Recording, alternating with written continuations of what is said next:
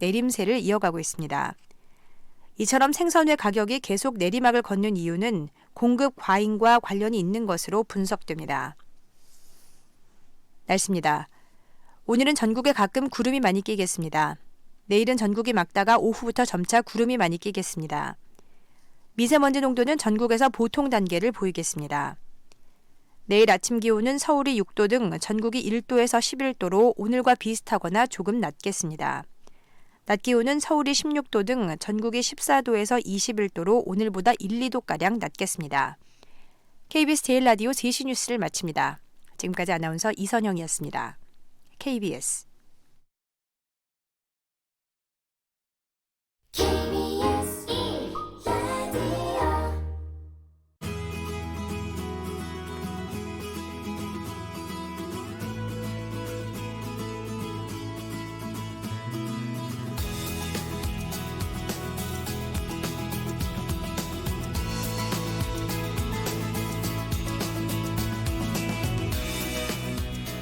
여러분 안녕하세요. 라디오 전국 일주 아나운서 이규원입니다. 폭설 대비, 제설 작업. 아직은 좀 낯선 용어들이죠. 경기도가 오는 15일부터 내년 3월 중순까지를 이 제설 대책 기간으로 정하고 이 제설 체계를 정비한다고 합니다. 이 제설 차량과 이 살포기를 확보하고 또 제설함도 마련해서 운영하고 상습적인 결빙 구간에는 이 열선을 통해서 동파를 막는 스노우 히팅 시스템이라는 걸 설치한다는데요. 이런 소식을 들으니까 오는 금요일 달력에 적혀있는 입동이라는 두 글자가 참 커다랗게 다가오네요. 아직 창밖의 나무들은 단풍잎을 매단 채 가을을 말하고 있는데 나무 한켠에서 떨어지는 낙엽도 그렇고 또 이른 폭설 대비 소식도 이제는 겨울을 봐야 할 때다 이렇게 말하는 것 같습니다. 11월로 접어든 지 오늘 벌써 닷새째가 됐습니다. 오늘도 아쉬움이 남지 않도록 이 만추의 풍경들을 가득 담으시길 바라면서 바로 이 관련한 퀴즈 드릴게요. 자, 이맘때 아직 남아있는 단풍만큼이나 보기 좋은 것이 있습니다. 벽과에 속하는 다년생 식물인데요. 이것과 비슷하게 생긴 갈대는 물을 좋아해서 물가에 많지만 이것은 산이나 들, 또 양지 바른 곳에서 아주 잘 자랍니다. 높이는 대략 1, 2m 정도 되고요. 바람이 불면 은빛 물결처럼 일렁이는 풍경이 아주 장관입니다. 이것은 무엇일까요? 저희가 단풍여지도 지난 10월 한 달 동안 여러분께 소개해드리면서 이곳의 명소도 저희가 소개해드렸습니다. 단풍 명소뿐만 아니라 이곳의 명소도. 정답 아시는 분들 보내주시고요. 또 이 가을과 겨울 사이에선 우리 고장의 풍경은 어떤지 이런 내용도 문자로 함께 받고 싶습니다. 짧은 글 50원, 긴 글 100원의 유료 문자 오물정 9730 무료 KBS 콩 게시판 이용하시면 되겠습니다. 문자 주신 분들 가운데 추첨해서 모바일 커피 쿠폰 선물로 드리겠습니다. 자, 그리고 이 방송은 유튜브로도 보고 들으실 수 있습니다. 유튜브에서 KBS 일라디오 검색하시면 바로 화면이 뜨고요. 또 게시판도 있죠. 정답과 함께 사연 남겨주시기 바랍니다. 오늘 화요일입니다. 라디오 전국 일주 출발합니다.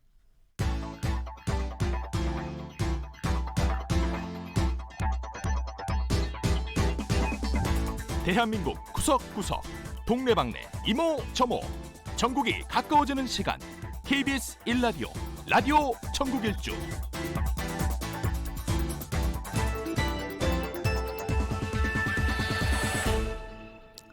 지역 뉴스 브리핑입니다. 이종훈 시사평론가와 함께합니다. 안녕하십니까?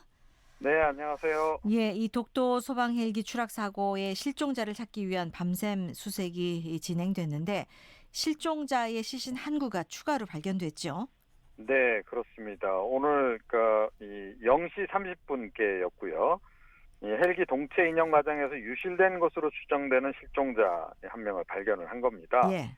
그래서 오전 2시 40분께 잠수사 투입해서 인양을 시도하긴 했는데 이게 아마 청해진함이 위치를 잡는 과정에서 조금 신호 불안정이 발생해서 작업이 일단 중단됐다 그럽니다. 그래서 네. 오늘 중으로 어찌됐건 인양을 지금 할 것으로 이렇게 지금 전해지고 있고요. 또 다른 실종자들도 지금 계속 수색을 하고 있는데 지금 뭐 수상에서는 좀 발견이 안 되고 있어서 지금 이제 추정은 헬기 동체 인근에 있을 가능성이 좀 크다고 합니다. 그래서 그쪽에 중심으로 해서 일단 수중 수색에 좀 더 주력을 할 것으로 이렇게 전해지고요. 네. 어제 블랙박스가 설치된 그 헬기 꼬리 부분 동체를 또 해군이 또 발견을 했습니다. 네. 그래서 이제 이것도 인정을 하게 되면 아마 이제 사고 원인을 조금 더 본격적으로 분석을 할 수 있을 것 같다 이런 얘기입니다. 네. 자, 이 지난 8월이었죠. 자신이 일하던 서울 구로구의 한 모텔에서 이 투숙객을 살해한 뒤에 시신을 훼손해 한강에 내다버린 혐의를 받고 있는 이 장대호. 1심에서 무기징역형을 선고받았죠. 네, 그렇습니다. 검찰이 이제 지난달 결심 공판에서 이제 사형 구형을 했고요. 그렇죠. 오늘 의정부 지법 고양지원 제1형사부가 이제 오전에 선고 공판을 이제 열은 겁니다. 그래서 일단 무기징역 선고를 했습니다. 그런데 이제 조건을 좀 이제 붙였어요. 그게 뭐냐 하면 가석방을 이제 허용하지 않는 그런 이제 의견을 따로 명시를 했습니다. 네. 그래서 이 정도면 뭐 사형 선고는 아니지만 사실상 사형 선고에 가까운 이제 무기징역형을 이제 선고를 한 것으로 이렇게 일단 이제 분석이 되고 있고요. 예. 뭐 선고가 끝나면서 이 피해자 유족들은 뭐 좀 오열하시고 또 유족들께서는 뭐 항소를 하겠다. 네. 그리고 이제 항소 이제 할 거고 무기징역으로 감염돼서 이 사람이 나오면 다시 사람 죽일지 모른다. 억울하다 뭐 이렇게 또 하소연하는 그런 장면이 또 연출됐고요. 정작 이 또 장대호 같은 경우에는 지난번에 그 유족을 향해서도 그 윙크를 하고 그래서 이 국민들을 공분케 했는데 그렇죠. 오늘도 취재진을 향해서 뭐 손을 흔들어 보이고 그런 모습을 또 보이기도 했습니다. 네, 조금도 반성하는 모습은 보이지 않습니다. 자, 오염된 조개젓 섭취 이 중지 권고가 내려진 후에 A형 간염 환자가 크게 줄었다면서요? 네, 그렇습니다. 올해 사실은 A형 간염 환자가 많이 발생했습니다. 예. 지난 2일 기준으로 16,994명이나 이제 발생을 했는데요. 지난해 같은 기간하고 비교하면 무려 716%나 증가를 한 겁니다. 그러니까 7배 이상 증가를 한 거죠. 네. 뭐 그 가운데 이제 30, 40 세대가 또 전체 환자의 73.1%에 달하는 그런 상황인데 조금 전에 말씀하셨듯이 질병관리본부가 지난 9월 달에 역학조사를 한 결과 이게 오염된 조개젓이 원인인 것으로 이제 밝혀졌고요. 네. 그 이후에 섭취 중단을 이제 공고를 했는데 그 이후로는 좀 이렇게 환자 발생이 꾸준히 좀 줄어드는 추세라 그럽니다. 네. 그래서 지금 이제 지난달 27일부터 이달 22일께 사이에는 한 이제 110명 정도 수준으로 떨어지기도 했고, 그래서 전체적으로 한 뭐 최대한 83% 정도 줄어들었다는 얘기고요. 뭐 그럼에도 불구하고 뭐 앞으로도 계속 이 조개적 섭취 부분은 좀 주의를 하시는 게 좋겠다 이제 네. 이런 얘기고요. 아무래도 조개를 비롯한 페류 등은 좀 익혀 드시는 게 좋겠다는 네. 권고입니다. 네. 자, 지방자치단체가 지난해 이 362조 원의 세금을 걷고도 69조 원은 쓰지 않았다는 분석이 나왔는데 이게 네. 이제 말하자면 세계 잉여금이라고 하는 거죠? 그게 69조 네. 원입니다. 그렇습니다. 세계 잉여금이라고 하면 이제 예산 책정을 했는데 이제 못 쓰고 남은 부분이 있고요. 네. 그다음에 원래 예상했던 것보다 세수가 많이 거친 부분이 또 있는 겁니다. 네. 그 두 가지를 다 합쳐서 이제 세계 잉여금이라고 이제 얘기를 하는데요. 나라살림연구소가 그 243개 지방정부 결산서를 쭉 분석을 해서 그 내용을 자세히 들여다봤더니 세계 잉여금이 무려 69조 원으로 나타났다는 거죠. 지금 뭐 최근 5년간 기준으로 보더라도 세계 잉여금이 한 91% 증가했고 네. 이 가운데서 순세계 잉여금, 그러니까 이제 순수하게 이제 쓰고 남은 돈만 하더라도 무려 한 116%나 급증한 것으로 이렇게 나타났다 그럽니다. 자, 그래서 이게 결국은 써야 될 돈을 이제 그만큼 안 쓴다는 얘기 아니겠습니까? 세출이 줄어든 거죠. 네. 그런데 지금 뭐 이 지자체 가운데서는 돈이 그 순세계 잉여금 비율이 세출 대비 한 3분의 1을 넘는 그런 그 지자체도 많다 그래요. 그러니까 네. 역시 아무래도 뭐 좀 재정적으로 여유가 있는 곳으로 이제 볼 수는 있을 텐데요. 경기 과천시가 82%로 나타났고 안산시가 57%, 시흥시가 52%, 그리고 서울 강남구가 52% 이렇게 지금 이렇게 나타나고 있습니다. 네. 그런데 지금 이제 이렇게 쓰여야 할 돈이 안 쓰임으로 해가지고 경제 성장률을 높이는데 이 기여할 수 있는 부분이 그만큼 이제 줄어들었다라는 거죠. 그러니까 그만큼 내수가 악화됐다는 뜻으로도 풀이될 수 있죠. 그러니까 내수 진작 요인이 감소했다 이렇게 이제 봐야 되겠습니다. 그래서 예. 지금 나라살림연구소의 추정에 따르면 만약에 이 잉여금이 그대로 다 쓰였다면 네. 국내 총생산이 아마 한 31조 원은 늘어났을 거다. 네. 그래서 한 1.7% 정도 경제 성장을 좀 상승시키는 효과가 있었을 것이다. 예. 라고 이야기를 하고 있습니다. 그래서 안 그래도 내년도도 지금 정부가 슈퍼 예산 지금 편성하고 재정 부문에서의 지출을 늘려서 경기를 살리려고 애쓰고 있는데요. 그렇죠. 이 지자체들도 이런 부분에서 좀 신경을 써야 할 것 같습니다. 네. 자, 이 폐산업시설을 미래형 문화예술 전용 공간으로 재탄생시킨 꿈꾸는 예술터 그 1호점이 이 전주시에 처음으로 문을 열었다고요? 네, 그렇습니다. 이제 문화체육관광부하고 전주시가 함께 오늘 이제 꿈꾸는 예술터 1호점 개관식을 이제 개최를 했는데요. 기존에 이제 이 폐산업 시설을 재생을 한 그런 이제 공간입니다. 네. 이 팔복예술공장이라는 곳을 이제 재단장에서 이번에 조금 더 규모를 키워서 이렇게 이제 오픈을 한 건데요. 팔복예술공장은 원래 카세트 공장이었다 그럽니다. 네. 그런데 20년 전에 폐업한 뒤에 이제 좀 방치돼 있었는데 문체부가 2016년부터 문화재생 지원 사업 대상으로 선정해서 그동안 이제 계속 이제 좀 시설 이제 개선을 해왔고요. 그거를 이번에 조금 더 규모를 더 키워서 꿈꾸는 예술터로 해서 이제 재개장을 하는 이제 그런 상황이고요. 내년 6월에는 성남에도 2호점 개관을 한다고 합니다. 네. 소식 하나만 더 보겠습니다. 이 줄어드는 낙지 자원을 회복하기 위한 낙지 시험 양식이 성과를 거두고 있다고요? 네. 전라남도 그 해양수산과학원이 이제 추진한 사업인데요. 조금 전에 말씀하신 것처럼 이 낙지 전국 생산량이 10년 전 연간 7,879톤에서 지난해에는 5,725톤까지 줄어들었답니다. 네. 그래서 낙지 목장을 조성하자. 그래서 이제 어미 낙지를 이제 방사를 하고 이런 식으로 이제 어떻게 보면 이제 고밀도 양식으로 또 바꾸기도 하고 이런 식의 노력을 통해서요. 낙지 생산량이 꽤 늘었다고 합니다. 그래서 네. 앞으로 이 기술을 좀 다른 갯벌 낙지 지역에도 좀 확산을 시킬 그런 계획인 것으로 전해지고 있습니다. 소식 여기까지 듣겠습니다. 고맙습니다. 네. 이종훈 시사평론가였습니다.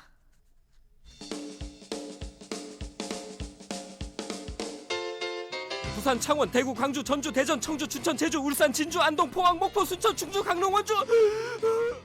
KBS 1라디오 라디오 전국 일주. 오늘은 또 퀴즈를 풀고 있습니다. 이 벽과에 속하는 다년생 식물입니다. 갈대와 비슷하게 생겼지만 갈대는 주로 물가에 자라잖아요. 그런데 이것은 산이나 들, 양지 바른 곳에서 아주 잘 자랍니다. 높이는 한 1, 2m 정도 되고 바람 불면은 은빛 물결이 일렁이는 풍경 아주 장관이죠. 이곳이 유명한 곳이 또 많이 있습니다. 혹시 이 정답과 함께 그 지역에 사시는 분들 그 풍경을 좀 한번 문자로 보내주시죠. 사진 보내주셔도 감사하고요. 자, 문자가 좀 들어오고 있는데 4428님 지금 화항산 등반 중이시라고요. 아주 이걸로 유명한 곳이라고 하시면서 경남 창녕에 있는 산을 말하죠. 화항산 등반 중에 이렇게 또 문자를 보내주셨고 8077님 지난 일요일 영남 알프스 간월제에 가서 이거 보고 왔어요. 바람에 출렁이는 은빛 물결 진짜 장관이었습니다 하셨고 2225님 얼마 전에 서울에 이거 축제 갔다 왔는데 새삼 가을이 왔다는 게 느껴지더군요. 날씨가 점점 추워지니 슬슬 겨울 준비해야겠어요 하셨고 0949님 동네 가까운 곳 수도권 매립지에서 코스모스 국화꽃 축제가 열려서 눈 호강에 행복하답니다 하셨어요. 3096님 진해에서 문자 주셨는데 진해 시루봉이 아주 이곳으로 장관이라고 그래요. 올해는 아직 보러 가지 못했다고요. 예, 언젠가 가시겠죠. 처음 문자 주신 분들이 많네요. 자, 정답들 많이 보내주셨는데 일단은 저희가 이렇게 사연만 소개를 해드리고 프로그램 중간과 또 끝날 때쯤에서 이 당첨자들 소개해드리겠습니다. 짧은 글 50원, 긴 글 100원의 유료 문자 우물정 9730 무료 KBS 콩 게시판 이용하셔서 정답과 함께 사연 많이 보내주시기 바랍니다. 커피 쿠폰 선물로 드린다는 말씀을 또 깜빡한 것 같아서 지금 시각 3시 20분 됐습니다. 자, 지역 소식 들어볼 텐데요. 먼저 울산으로 가볼까요? 김양정 리포터 안녕하십니까? 네, 안녕하세요. 울산입니다. 지금 울산 날씨는 어떤가요? 아주 청명한 가을 하늘을 볼 수가 있습니다. 현재 기온 20도, 미세먼지 농도도 좋은 수준이어서 바깥 활동하기에 아주 좋은 날씨네요. 네. 그런데 이렇게 좋은 날 울산에서 어떤 소식 전해주실 건지요? 네, 이렇게 가을 하면 책, 문학이 떠오르잖아요. 그렇죠. 울산이 낳은 대표적인 작가로 난개 오영수 선생을 빼놓을 수가 없습니다. 네. 우리나라 단편 문학 발전에 크게 이바지한 오영수 선생의 문학 세계를 알리고자 마련된 울산 최초의 문학관이 있는데요. 오영수 문학관으로 안내해 드릴까 합니다. 단편 문학사에 큰 발자취를 남긴 분이다. 오영수 선생이 누굴까 하시는 분들이 많아요. 네. 소개를 좀 자세히 해주세요. 네, 오영수 선생은 1909년 울산 언양에서 태어났습니다. 유년 시절부터 남다른 글솜씨를 보였던 선생은 경남여고 교사로도 재직하면서 글을 꾸준히 쓰셨는데요. 네. 이후 김동리 선생의 추천으로 단편소설 남이와 엿장수를 발표하게 됩니다. 41살 늦은 나이에 소설가로 이름을 올리게 된 이 오영수 선생은 1979년 돌아가실 때까지 단편소설만 200여 편을 남기셨는데요. 대표작으로는 갯마을, 화산대기, 요람기 등이 있습니다. 오영수 선생은 농촌과 어촌 등을 배경으로 서민들의 애환을 서정적으로 담아낸 작가로 평가되고 있습니다. 그러니까 이분의 일대기와 문학 세계를 알 수 있는 곳이 바로 오영수 문학관이군요. 네, 이곳은 2014년 1월에 개관했습니다. 오영수 문학관은 오영수 선생이 태어난 울주군 언양읍에 자리하고 있고요. 네. 이곳은 울산의 최초의 문학관이자 현재까지의 유일한 문학관이기도 합니다. 선생이 생전에 남겼던 이 애장품부터 작품들 하나하나를 전시하고 있는데요. 네. 오영수 문학관으로 여러분을 안내해 드릴게요. 개관 한 6년 차에 접어든 울산 최초의 문학관입니다. 저희 문학관에서는 오영수 선생님의 문학 정신을 기리기 위해서 오영수 선생님께서 생전에 쓰셨던 육필 원고라든가 진짜 손때 묻은 다양한 유품들을 만나실 수가 있습니다. 1909년에 태어나셔서 언양 초등학교를 졸업하셨어요. 바로 요 언양읍성 안에 있는 언양 초등학교 있죠. 그렇게 하고는 19살부터 이제 22살까지 그 사이에 동시를 많이 쓰셨어요. 그리고 40살 돼서 이제 저 김동리 선생님의 추천으로 신천지란 문예지에다가 남이와 엿장수를 발표합니다. 그러면서 이제 그 문단에 등단을 하시게 되죠.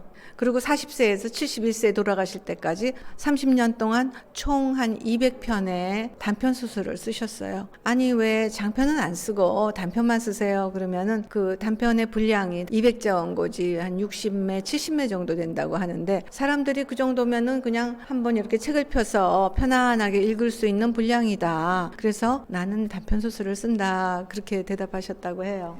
많은 사람들에게 널리 읽혀지길 원하신 분이네요. 단편을 이렇게 주로 쓰신 분이니까. 네. 어쨌든 울산의 최초의 문학관. 그래서 이 울산 시민들 나름 또 자부심도 많이 갖고 있을 것 같은데 이곳에 가면 육필원고 또 뭐 손때 묻은 다양한 유품까지 만나볼 수 있겠네요. 네, 선생의 모든 것을 볼 수가 있습니다. 예. 여기 상주에 있는 해설사에게 그의 문학 인생사를 들으면서 전시실을 돌아볼 수 있는데요. 선생이 고뇌하며 작품을 써내려가던 모습이 그대로 재현돼 있고 선생이 쓰던 연필과 원고지도 예전 모습 그대로 놓여져 있습니다. 또 문학관에서는 오영수 선생의 작품 중 가장 잘 알려진 갯마을을 원작으로 한 영화를 프로젝터로 상시 상영도 하고 있고요. 네. 단편집 맛보기에서는 헤드셋을 끼고 그의 작품을 한 대목 들어볼 수도 있고 대표적인 단편 소설을 선택해서 직접 낭송해보고 네. USB에 담아가실 수도 있습니다. 그렇군요. 근데 이곳에 우리나라 어디에도 볼 수 없는 아주 특별한 것도 있다면서요. 네, 바로 뭡니까? 데드마스크입니다. 데드 마스크? 네, 데드마스크는 죽은 사람 얼굴에 점토를 발라서 석고로 모형을 본떠 만든 미술 작품인데요. 네. 이것은 우리나라 민중미술의 전설로 남아있는 조각가이자 오영수 선생의 아들인 오윤 작가가 아버지의 마지막 이승의 순간을 석고로 본떠서 만든 겁니다. 그래요. 아버지의 모습을 기억 속에 오랫동안 남기려고 했던 이 오윤 작가의 마음이 그대로 느껴져서 네. 이곳을 찾는 사람들에게 감동을 전해주고 있는데요. 이 데드마스크에 대한 이야기와 관람객들의 소감까지 들어보시죠. 네. 아직 설명하지 않은 게 바로 저기 있는 데스 마스크예요. 그 돌아가시자마자 얼굴에다 거즈를 좀 하나 대고 석고를 이렇게 그대로 발라요. 이제 그러고 나서 마르면 떼는 거예요. 그래서 주름도 그대로 다 그대로 있죠. 근데 이게 79년도 오윤 작가의 작품입니다. 항상 보시고 기억해 달라는 뜻으로 이렇게 데스 마스크를 만들어서 기증한 게 아닌가 싶습니다. 평소에도 영수 소설이나 시 같은 거 많이 읽었고 또 이번 3월부터 여기 영수 문학관에 시창작 강좌를 들으러 다녀요. 예, 그러니까 늘 관심 있게 보고 친구들 데리고 왔어요. 어떤 작품에도 서정적인 내용이 풍부하고 그래서 저도 조금 자연을 소재로 한 그런 시를 좀 쓰고 싶어서 요즘 노력하고 있어요. 영화 갯말 같은 거 또 이제 작품 단편 그런 거 몇 번 읽었는데 하여튼 기념관을 이렇게 참 잘했다는 그런 생각이 들고요. 이런 게 없다라고 하면 잊혀질 건데 앞으로 길이길이 남을 것 같아서 참 좋습니다. 특히 서정적인 작품을 참 많이 쓰신 분이군요. 네. 어쨌든 그 아들 오윤 작가가 임종 순간에 이 석고로 본을 떠서 그렇게 데드마스크를 이 문학관에 이렇게 비치해 놨다는 것도 참 특이합니다. 네. 이곳에 가서 이 오영수 선생 작품도 보고 또 가을 정취도 느껴보고 오면 참 좋을 것 같습니다. 네, 선생의 작품 한 권 또 들고 나가서 읽어보는 것도 참 좋을 것 같습니다. 그러게요. 오영수 문학관에서 내려오시면 길 바로 건너편에 울산광역시 기념물 제2호 언양 지성묘가 있습니다. 네. 언양에서만 느낄 수 있는 선조의 숭고한 문화유산도 꼭 둘러보시고요. 또 멀지 않은 곳에 언양 알프스 시장이 있으니까 숯불에 지글지글 구운 언양 불고기의 아이고, 맛도 보고 맛있죠. 가셔야겠죠. 예. 네. 감성과 볼거리, 먹거리로 가득한 언양으로 가을 나들이 떠나보시는 거 강력 추천해드립니다. 지금까지 울산이었습니다. 네, 김양정 리포터 소식 잘 들었습니다. 계속해서 목포 소식 들어봅니다. 김대영 리포터 안녕하십니까? 네, 안녕하세요. 목포입니다. 제가 오늘 준비한 소식은요. 지금 낙지 상태가 지금 가을이라서 가장 맛있을 때고요. 이게 가을의 세발 낙지거든요. 보시면 이렇게 잿빛이 돌죠. 이게 무한 갯벌 색깔이 똑같은 색깔이에요. 그래서 낙지도 갯벌색이랑 똑같이 띄죠. 엄청 싱싱하죠. 얘들 자기 힘이 너무 세가지고 저희는 이렇게 싱싱한 낙지만 쓰죠. 아이고, 앞서 저희가 낙지 목장 조성 사업이 효과를 거두고 있다는 소식 앞서 지역 뉴스 브리핑에서 전해드렸는데 그렇습니다. 이 낙지 얘기네요. 그 힘이 여기까지 전해집니다. 네, 쓰러진 소도 벌떡 일으켜 세운다는 가을철 대표 보양식인 낙지가 제철을 맞아 미식가들의 입맛을 사로잡고 있는데요. 예. 지금 이 시기엔 목포에서 40여 분 거리에 있는 무안과 신안군 일대는 들었던 물이 빠지면 삽을 든 채 낙지를 캐러 나선 주민들이 갯벌 위를 어슬렁거리고 어촌계 아주머니들도 갯벌에서 바쁘게 움직이는 모습이 진풍경의 또 하나의 볼거리입니다. 네. 앞서 들으셨던 것처럼 무안 갯벌에서 잡은 낙지는 빨판이라고 하죠. 낙지 다리에서 빨아들이는 흡착력이 뛰어나 싱싱한 낙지는 떼어내기도 쉽지 않은데요. 그만큼 현지에서 싱싱한 낙지로 만든 음식을 먹는 맛은 더 일품이겠죠. 아유, 낙지 먹고 싶네요. 예. 없어서 못 먹습니다만 이 낙지로 만든 음식도 참 다양하지 않습니까? 네, 낙지를 탕탕탕탕 썰어 소고기와 고소한 참기름을 찍어 먹는 낙지 탕탕이가 있고요. 고춧가루와 각종 양념을 묻혀 끓이는 낙지 볶음과 날이 쌀쌀해지는 이맘때는 국물 음식 연포탕을 즐겨도 좋은데요. 네. 하지만 남녀노소 누구나 즐겨 먹는 낙지 초무침이 단연 손님들의 최고의 인기라고 합니다. 그 만드는 과정을 살펴봤는데요. 40여 년 넘게 식당을 운영하는 사장님은 음식은 역시 손맛이라는 이야기를 했습니다. 네. 저희 집은 식초가 막걸리를 발효시켜서 거기다 넣어서 같이 하는데요. 시중에서 사 먹는 식초 안 갖고요. 이렇게 직접 보여드릴게요. 보세요. 이렇게 보기는 색깔이 약간 거뭇하죠. 그러니까 발효가 잘 됐다는 뜻이에요. 이걸로 음식을 한번 제가 해보겠습니다. 그 낙지를 이렇게 팔팔 끓인 물에다가 낙지를 삶아서 무침을 하면은 쫀득쫀득 맛있습니다. 재료가 싱싱? 당연하죠. 무침을 해서 살아있는 이게 더 맛있어요. 그런 싱싱한 재료에 어머님의 손맛을 가미하면 낙지의 50%, 손맛의 50%. 팔팔 끓인 물에 낙지를 약간 데쳐서요. 초무침이니까 뜨거운 물에 삶은 낙지를 식혔는데요. 낙지를 좀 제가 썰어 보겠습니다. 낙지를 이렇게 썰었죠.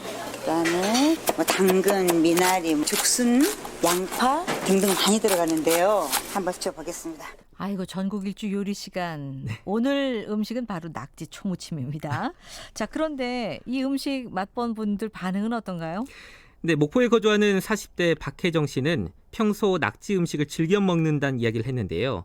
낙지 초무침을 먹는 순간 식초 향이 더 남달라 낙지의 식감과 맛을 살려주는 것 같다는 이야기를 했습니다. 예.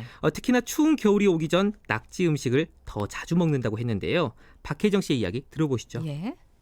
목포에서 먹으러 왔어요. 평소에 낙지 음식을 좀 좋아하시나요? 네, 낙지 좋아해요. 우리 식구들은 낙지가 이렇게 보양식처럼 몸에 와닿더라고요. 낙지가 정말 보드랍고 데쳤을 때 잘 데쳐야 되고 굉장히 쫄깃쫄깃하면서 몸에 들어가면 기운이 없을 때 굉장히 보강이 되는 것 같아요. 한번 먹어볼게요. 낙지 맛있는 건 말할 것도 없고 초맛도 좀 다른 것 같아요. 식초 맛이 집에서 만든 것처럼 자연식 정말 맛있네요. 이거 먹으면 좀 올 겨울.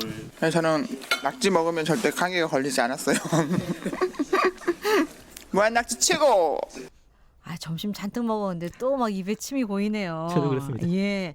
아니, 이 낙지 보양식으로 드시는 분이라 그런지 목소리에 이때 힘이 느껴져요. 그렇습니다. 예. 근데 무안이라고 하셨잖아요. 네. 그곳이 이 낙지 음식만 맛보기엔 좀 아쉽네요.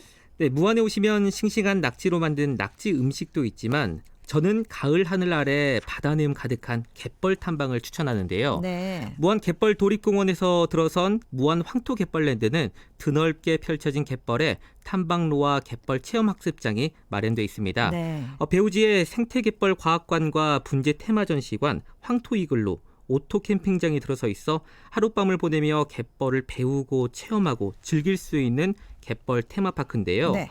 탐방로에 들어서면 갯벌 안쪽에는 붉은 빛깔 일반 농개들이 살고 있는데 칠개와 망둥이, 짱뚱어 등이 서식합니다. 칠개는 다리를 한껏 고추 세워 등딱지가 마르지 않도록 일광욕을 즐기기도 하고요. 망둥이와 짱뚱어는 물기가 마를세라 물이 고인 곳에서 몸을 뒤집기도 하는데요. 이번 주말 가족과 함께 무안에 들려 싱싱한 낙지 음식도 맛보면서 생명이 때는 갯벌의 아침을 맞이하시는 건 어떠신가요? 지금까지 목포였습니다. 네, 김대영 리포터였습니다. 각 지역의 리포터들이 주말에 다 오라고 하네요. 어디로 갈까요? 자, 오늘 지역 소식, 울산과 목포 소식 들었고요. 문자가 들어오고 있어요. 계속해서 들어오고 있어서 좀 더 소개를 해드리겠습니다. 2077님, 올해는 바빠서 못 가봤지만 하늘공원에 이것이 생각납니다 하셨고, 2737님, 충남 태안에서 문자 주셨어요. 태안은 바닷바람이 거칠어서 그런지 이것 또한 다른 쪽보다 아주 강하답니다. 억센가우죠? 예. 6220님, 엊그제 이 전주 천변길에 만발인 이거 길을 걸으면서 가을을 느끼고 왔어요 하셨고, 조진우 씨, 의학새 슬피우니 가을인가요? 라는 노래 가사가 있죠. 조금 요즘 전국 곳곳에 이거 축제가 한창입니다 라고 하시면서 또 이렇게 힌트까지 주셨고, 4608님, 경남 합천 황매산의 이 모습을 사진으로 보내오셨습니다. 감사하고요. 6177님, 강원도 정선 민둥산 이 축제가 11월 10일까지 진행된다고 합니다. 해발 1118m, 그 민둥산이 이것으로 덮여 있어서 그 모습이 장관이라고 하면서 꼭 한번 구경 오시라고 하셨습니다. 4207님, 영종도에서 문자 주셨는데요. 백운산 주변 군데군데 아름답게 피어 흔들거리고 있다고요. 1299님, 전남 천광산에 내일 이것 보러 가신다고 합니다. 자, 많은 분들 문자 주셨는데요. 제가 중간에 한번 발표해드리고 또 끝날 때 발표해드린다고 했죠. 6177-4207-4428-3096 이렇게 네 분께 먼저 커피 쿠폰 선물로 드리겠습니다. 아, 이게 무슨 내용이냐 또 지금 들어오신 분들은 참 궁금해 하시겠네요. 오늘 여러분과 함께 퀴즈를 저희가 풀고 있습니다. 볕과에 속하는 다년생 식물입니다. 갈대와 비슷하게 생겼는데 갈대는 주로 이제 물가에 자라고 있지만 이건 산이나 들, 양지 바른 곳에서 잘 자라고 있어요. 제주 새별오름, 따라비오름, 또 영남 알프스도 이게 멋있기로 아주 유명한 곳입니다. 정답 아시겠죠? 정답과 함께 이 만추를 맞은 우리 고장의 풍경도 함께 보내주세요. 짧은 글 50원, 긴 글 100원의 유료 문자, 오물정 9730, 무료 KBS 콩 게시판 이용하시면 되겠습니다. 3시 34분 됐어요. 날씨와 교통 상황 간추린 뉴스 해드립니다. 기상청 강혜종 씨 전해주세요. 네, 날씨 정보입니다. 아침 기온이 다소 내려가긴 하겠지만 하늘 상태는 모레까지 비슷하겠습니다. 맑음 일변도가 되겠습니다. 밤사이 복사 냉각에 의해서 일교차가 10도 이상 크게 날 걸로 보여지니까요. 건강관리 유의하셔야겠습니다. 전국의 하늘은 투명하리 많지 맑고 공기도 깨끗한 흠잡을 데 없는 날씨입니다. 낮 동안의 기온도 적정 수준입니다. 오늘 낮 최고 기온 서울 18도, 대전 19도, 대구 20도로 예상됩니다. 오늘 전국이 맑겠고 내일은 맑은 뒤에 구름 양만 늘겠습니다. 모레까지 중부 내륙과 남부 내륙에는 서리가 내리는 곳이 있겠고요. 또 산지와 중부 내륙을 중심으로는 모레까지 역시 얼음이 어는 곳이 있겠습니다. 모레는 서해와 동해의 물결도 매우 높아질 걸로 보여집니다. 내일 아침 최저 기온 서울 6도, 대관령 영하 2도 등 1도에서 11도의 분포, 낮 최고 기온은 서울 16도 등 14도에서 21도로 아침과 낮 기온 모두 오늘보다 낮겠고 일교차는 여전히 크겠습니다. 지금 서울의 기온은 17.3도입니다. 지금까지 날씨였고요. 다음은 이 시각 교통 상황 알아보겠습니다. KBS 교통정보센터의 공인혜 씨입니다. 네, 이 시각 교통정보입니다. 아직 교통량이 많진 않지만 작업과 사고 구간에 유의하셔야겠는데요. 중부 내륙고속도로 감곡 부근의 작업으로 양방향 모두 4km 구간씩 밀리고 있고요. 경부고속도로도 양방향 작업을 하고 있어서 입장 휴게소 부근 뒤로 2-3km씩 밀리고 있습니다. 이후 서울 쪽은 기흥 동탄에서 수원, 또 양재에서 반포 쪽으로 정체가 이어지고요. 서해안고속도로 서울 쪽 바란 나드목 3차로에서 작업 중이라 부근으로 속도가 떨어집니다. 이후 안산 분기점부터 조남 분기점 사이 1차로에서는 고장난 승용차 처리하고 있으니까요. 차로 변경에 유의해 지나셔야겠습니다. 논산 천안간 고속도로 논산 쪽 사고 소식인데요. 탄천 나드목 2차로에서 화물차 사고 처리하고 있고요. 이후 연무 나드목 1차로에서도 화물차 사고가 발생하면서 연무 나드목부터 남논산 요금소까지 2km 구간에서 사고 여파를 받고 있습니다. KBS 교통정보센터에서 공인혜였습니다. 이어서 라디오 정보센터 연결해서 이 시각 주요 뉴스 듣겠습니다. 문재인 대통령이 2박 3일간의 아세안 정상회의 일정을 모두 마치고 오늘 오후 태국 방콕을 출발해 서울로 향했습니다. 더불어민주당과 자유한국당, 바른미래당 등 여야 3당 교섭단체가 오늘 3차 실무협상을 열고 사법개혁 법안에 대한 논의를 이어갈 계획이었지만 회동 자체가 무산됐습니다. 민감용 경찰청장이 더불어민주당 싱크탱크인 민주연구원에 검찰개혁 관련 보고서를 직원들에게 배포해 공무원의 정치적 중립 위반 논란을 유발한 것에 대해 사과했습니다. 하태경 바른미래당 의원이 국군 기무사령부의 개헌 문건과 관련해 청와대가 가짜 최종본 문건을 공개했다고 주장하자 군인권센터가 허위 사실이라며 정면 반박하고 나섰습니다. 검찰이 타다에 대한 기소 방침을 청와대에 보고했다는 주장에 대해 청와대는 지난 7월 법무부와 청와대 정책실이 이 문제에 대해 얘기를 나눈 건 사실이지만 기소 방침을 보고받진 않았다고 반박했습니다. 지난해 국내 기업 3곳 중 한 곳은 영업이익으로 이자 비용조차 감당하지 못할 정도로 경영 실적이 나빴던 것으로 나타났습니다. 지금까지 헤드라인 뉴스 정원나였습니다.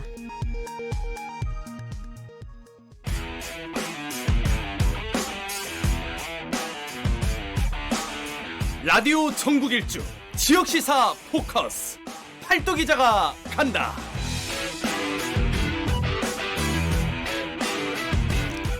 네, 오늘은 제주 지역으로 가보겠습니다. 미디어 제주의 김용훈 기자 안녕하십니까? 네, 안녕하십니까. 제주도입니다. 네. 네, 제주에는 요즘 또 어떤 이슈가 뜨겁습니까? 네. 지난번은 논란거리가 아닌 폐교 활용을 전해드렸는데 그렇죠. 다시 좀 복잡한 문제를 설명을 해야 될 것 같아요. 예. 제주 제2공항 문제가 좀 더 커지고 있습니다. 아, 더 골치 아파지고 있습니까? 네네. 예. 어떻게 되고 있는지 참 궁금한데, 네. 국책연구기관 발표도 있었고, 예, 그렇죠. 이게 상당히 좀 복잡하게 진행되는 것 같더라고요. 그렇습니다. 그 국책연구기관이라면 한국 환경정책 평가연구원이 있습니다. 예. 즉 KEI라고 하는데 얼마 전에 국회 이정미 의원실이 KEI 환경영향평가 내용을 밝혔거든요. 그 파장이 만만치는 않습니다. 그 평가 내용이 어땠는데요? 국토교통부가 제주 제2공항 기본계획을 확정해서 고시하기 전에 전략 환경 영향 평가서 본안에 대한 관련 정부 부처 검토 의견을 받았거든요. 네. 네, 그 가운데 환경부로부터 검토 의뢰를 받은 KEI가 국토부 본안에 대해서 사실상 반려에 가까운 검토 의견을 제시한 것으로 이제 확인이 됐습니다. 지금 제2공항을 두고 이제 갈등이 굉장히 많은데 뭐 다들 아시겠지만은 KEI가 그러니까 국토부 평가서와 주민들이 자체적으로 조사한 내용이 다르다. 그래서 신뢰성 확보가 어렵다. 네. 그렇기 때문에 갈등 조정 협의체 구성이 필요하다고 제시를 한 겁니다. 그렇군요. 네네. 진짜 이 문제는 첩첩산중인 것 같습니다. 제주 제2공항 맞습니다. 문제. 그러면 갈등 조정이라고 하면은 그 얼마 전에 제2공항에 대해서 말씀하실 때 네. 공론화위원회 이거하고 좀 맥이 같은 걸까요? 네, 그렇게 이제 볼 수가 있는데, 예. KEI 주문대로라면 현재 제주에서 한창 논의 중인 공론화가 굉장히 절실해 보이고요. 예. 또한 KEI는 사업지구 자체가 그러니까 성산 지역인데 입지 타당성이 낮다는 내용의 검토 의견도 제시를 했거든요. 네. 검토 내용을 보면은 항공기와 이제 조류 충돌이 많은 지역이다. 이 지역이 또한 그래서 이제 국내외 안전 규정에 부합하지 않다고 본 겁니다. 네. 그러니까 항공기와 조류 충돌 위험성이 높은 네네네. 곳이다. 그렇죠. 예. 굉장히 위험하죠. 그러면. 그렇죠. 이 한국환경정책평가연구원 이게 이제 국책연구원인데 지금 말씀하신 것만 이렇게 종합해 봐도 글쎄요. 이 제주도 성산에 들어서려는 제2공항 이게 네네. 해서는 안 된다 뭐 이렇게 들리거든요. 사실상 KEI 주문은 제2공항을 이제 부동의한다. 예. 이렇게 이제 정의를 이제 할 수가 있는데 네. 그래서 이제 더 문제가 될 수밖에 없고 지금 국토부는 추진하려고 하는 입장인데 완전 다른 내용이잖아요. 그럼 이 내용을 받은 환경부는 어떻습니까? 네, 그래서 지금 환경부가 국토부에 1차 보완 요구를 할 것을 이제 주문을 했거든요. 예. 여기서 이제 국토부가 그 보완 요구를 이제 받아들일지, 또 그에 따라서 환경부가 어떤 입장을 취할지는 아직 좀 미지수고, 예. 참고로 이제 법에 따라 환경부가 1차 보완이 아니고 2차 보완까지 할 수 있고 또한 또 최종 요구가 남아 있거든요. 예. 환경부가 이제 최종 요구를 국토부에 어떤 식으로 할지에 또 궁금하고 아직까지는 최종 요구를 이제 국토부에 보내지는 않았습니다. 예. 그러면 1차 보완은 요구를 했고요. 네네. 이게 뭐 1차니까 어떤 형식적인 요구일 수 있을까요? 형식적인. 그럴 수도 있고요. 네. 이 최종에 그러니까 완전히 부동의가 이제 또 담길지 아니면은 또 다른 의견을 담길지. 예. 보니까 환경부 입장을 들어보니까 환경부 장관 직접 말씀을 하셨는데 여러 기관과 협의를 하고 있다. 이렇게 네. 말씀을 하신 거 보니까 고민이 굉장히 많은 것 같습니다. 그렇군요. 그러면 이 국토부나 환경부의 결론은 언제쯤 나오게 될까요? 쉽게 장담을 할 수가 없습니다. 왜냐하면은 지금 현재 제주에서 진행 중인 공론화 과정이 굉장히 중요하거든요. 네. 만일 저 공론화를 시작할 것인지 아니면 공론화를 아예 하지 않을 것인지 예. 그것에 따라서 제2공항이 완전 새로운 국면을 맞을 것 같습니다. 공론화가 될까요? 어떻게 보십니까? 제주에서도 이게 논란거리고 입장이 서로 각각 다른데 예. 원희룡 도정은 원칙적으로는 공론화에 이제 반대하고요. 그런데 제주도청 공무원들은 공론화를 해야 한다는 여론이 더 높게 나와 있습니다. 예. 그래서 그 여론을 따라서 제주도의회가 공론화를 이제 추진하려고 이제 작업을 하고 있는데 예. 지금 벽에 부딪혀 있어요. 왜요? 어렵다는 말씀이에요? 벽에 부딪혔다는 건 무슨 말씀이세요? 저 얼마 전에 제주도의회가 제2공항 도민 공론화 지원 특별위원회 구성을 위한 결의안을 이제 상정했는데 도의회가 네, 그렇죠. 본회의에서 좀 무산이 됐거든요. 예. 그래서 이 문제를 다시 오는 15일 금요일입니다. 15일에 또 다루기로 했습니다. 예. 제주도의회 같은 경우에는 민주당이 절대 다수를 차지하는데 민주당은 이제 제2공항이 공론화를 당론으로 결정하겠다 이렇게 입장을 나타낸 상태이고 네. 15일 본회의는 의원들 전체 이제 투표를 통해서 찬반 아하. 통해서 이제 가려질 예정입니다. 예. 15일이 아주 중요한 날이겠군요. 네, 그렇습니다. 결국 의원들이 이 공론화 찬반 투표를 할 텐데 글쎄요. 지역에서는 어떻게 예상하고 있습니까?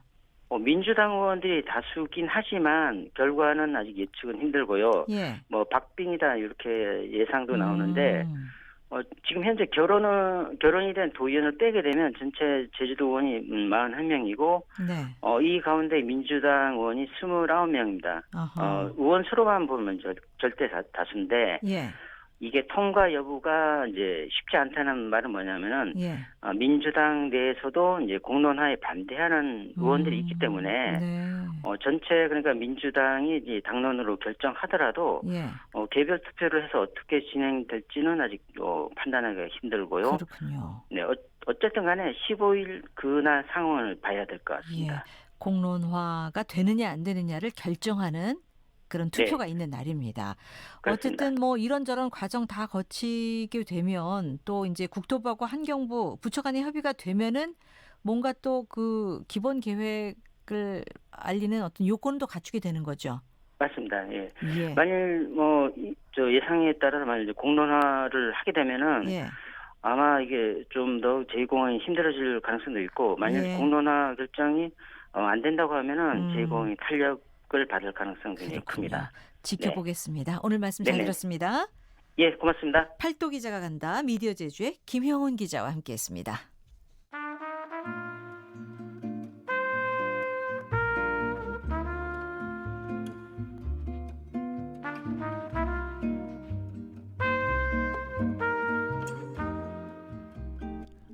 우리의 고향을 찾아갑니다. 이규원 아나운서와 함께하는 KBS 1라디오 라디오 전국 일주.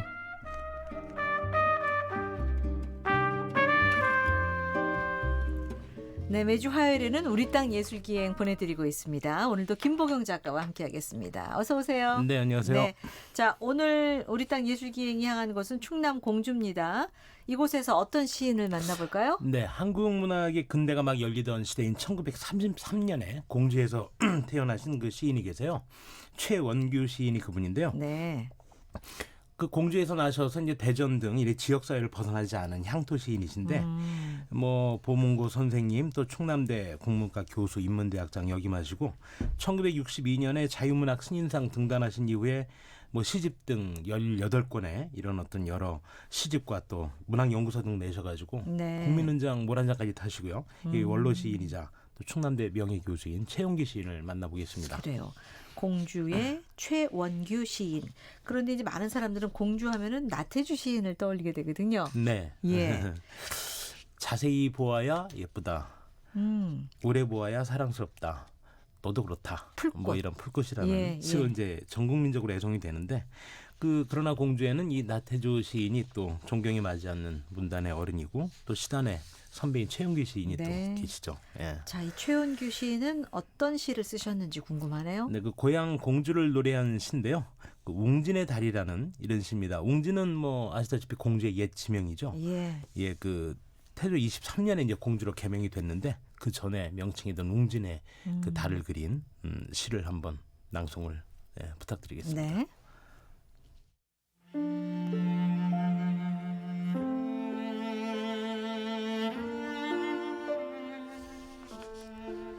웅진의 달 최원규.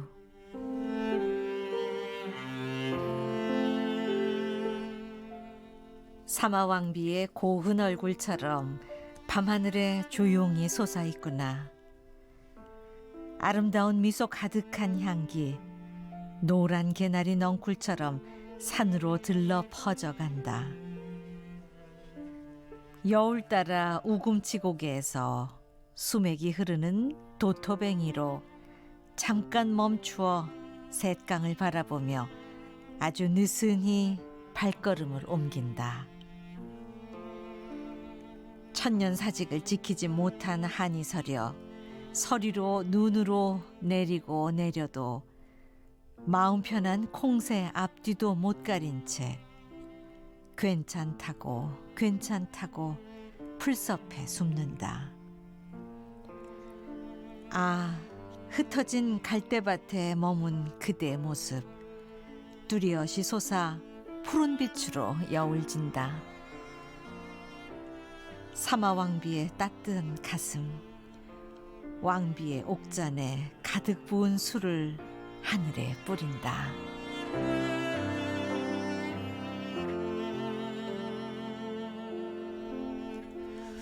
아, 마무리쯤에 그 사마왕비의 따뜻한 가슴이라고 이렇게 원래 작품엔 돼 있습니까? 네. 따뜻한 가슴. 네. 저는 그냥 습관적으로 네. 따뜻한 가슴으로 하려다가 제가 아까 잠깐 멈칫했습니다만 네네. 어쨌든 이 작품을 들어보니까 제가 읽어보니까 고향에 대한 자부심 그리고 또 백제 고도의 전통이 살아 숨쉬고 있다는 어떤 선언적인 그런 시인 것 같아요. 네, 자, 여기서 그 그렇습니다. 사마왕비가 누군지 또 도토뱅이라는 이런 생소한 낱말도 좀 알고 싶고요. 소개 좀 네네. 해주세요. 예. 그 사마왕비는 그 무령왕의 비를 말합니다. 네. 이 무령왕의 그 이름이 사마라고 해요.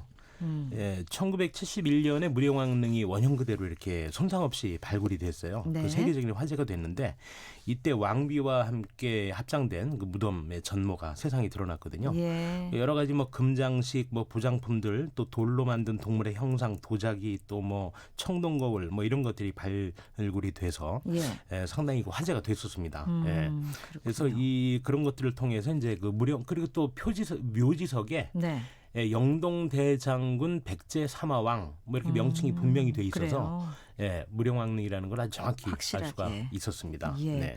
그리고 그 초반에 수맥이 흐르는 도토뱅이로 이렇게 했거든요. 네네. 도토뱅이라는 게 뭐죠? 예, 도토뱅이는 이 공주 시내에서 3km 정도 떨어진 연미산이라고 하는 산이 있는데 그 산을 뒤로하고 이제 앞에 넓은 뜰이 바라보이는 마을이 있는데 네. 그 마을의 이름이 그 도토뱅이라고 하네요.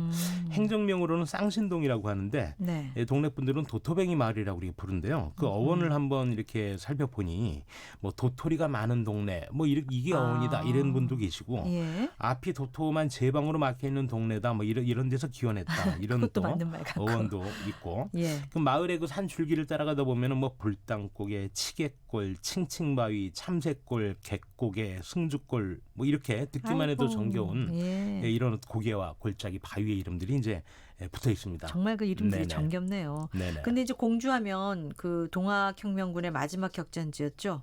우금치 고개가 떠오르거든요. 네.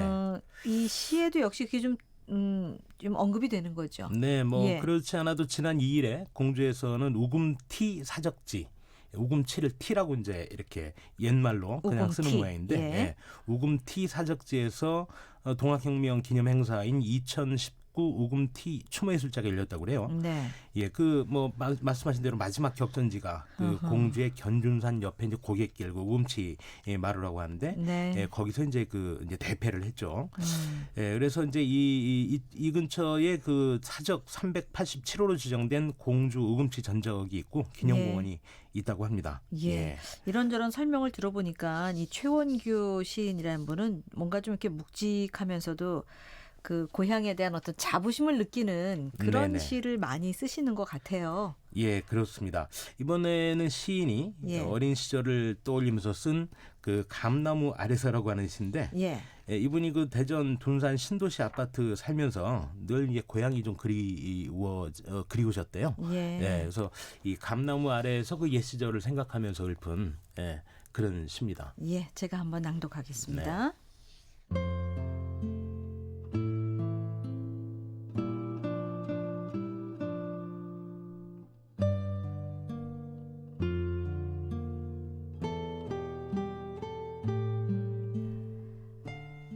감나무 아래서 최원규.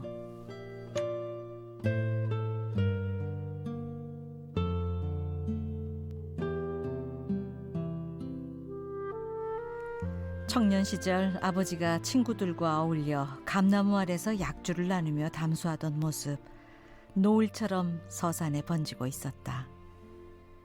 그들의 진지한 말씀 알아들을 수 없지만 소화 30년, 절박한 상황인 듯 그들의 눈빛은 타고 있었다. 그들이 떠난 뒤 아버지는 어린 자식 나에게 술잔을 건네며 술을 과음하면 안 되지만 한두 잔은 하여야 하느니 제 분수를 알고 족할 줄 알아야 하느니라. 사람은 어지러야 하느니 봄날같이 다사롭게 행동할지며 사람과 법으로 앞서려 하지 말아야 마음이 항상 고요하고 공을 위하고 살을 없애야 꿈에서조차 한가로우니라. 가끔 산소에 들러 참배하고 풀냄새를 맡도록 하여라. 삶이란 시냇물같이 가버리니 촌음을 아끼거라. 밤하늘 감나무 아래서 아버지 말씀은 어둠에 잠겨들고 별빛은 하나 둘 더 빛나고 있었다.